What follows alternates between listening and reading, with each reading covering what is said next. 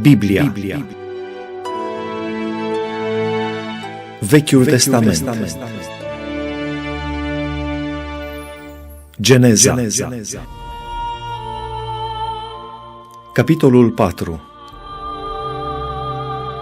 Cain și Abel. Adam s-a împreunat cu nevastă sa Eva. Ea a rămas însărcinată și a născut pe Cain. Și a zis: am căpătat un om cu ajutorul Domnului. A mai născut și pe fratele său Abel. Abel era cioban, iar Cain era plugar.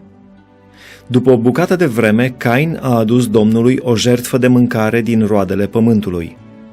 Abel a adus și el o jertfă de mâncare din oile întâi născute ale turmei lui și din grăsimea lor. Domnul a privit cu plăcere spre Abel și spre jertfa lui, dar spre Cain și spre jertfa lui n-a privit cu plăcere. Cain s-a mâniat foarte tare și i s-a posomorât fața. Și Domnul a zis lui Cain: pentru ce te-ai mâniat și pentru ce ți s-a posomorât fața? Nu-i așa? Dacă faci bine, vei fi bine primit. Dar dacă faci rău, păcatul pândește la ușă. Dorința lui se ține după tine, dar tu să-l stăpânești. Însă Cain a zis fratelui său Abel: haidem să ieșim la câmp. Dar pe când erau la câmp, Cain s-a ridicat împotriva fratelui său Abel și l-a omorât. Pedeapsa lui Cain. Domnul a zis lui Cain: unde este fratele tău Abel? El a răspuns: nu știu, sunt eu păzitorul fratelui meu? Și Dumnezeu a zis: ce ai făcut? Glasul sângelui fratelui tău strigă din pământ la mine. Acum blestemat ești tu, izgonit din ogorul acesta, care și-a deschis gura ca să primească din mâna ta sângele fratelui tău. Când vei lucra pământul, să nu-ți mai dea bogăția lui, pribeag și fugar să fii pe pământ. Cain a zis Domnului: pedeapsa mea e prea mare ca să o pot suferi. Iată că tu mă izgonești azi de pe fața pământului. Eu voi trebui să mă ascund de fața ta și să fiu pribeag și fugar pe pământ. Și oricine mă va găsi, mă va omorî.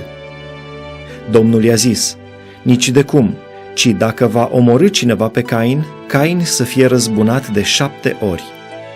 Și Domnul a hotărât un semn pentru Cain, ca oricine îl va găsi să nu-l omoare.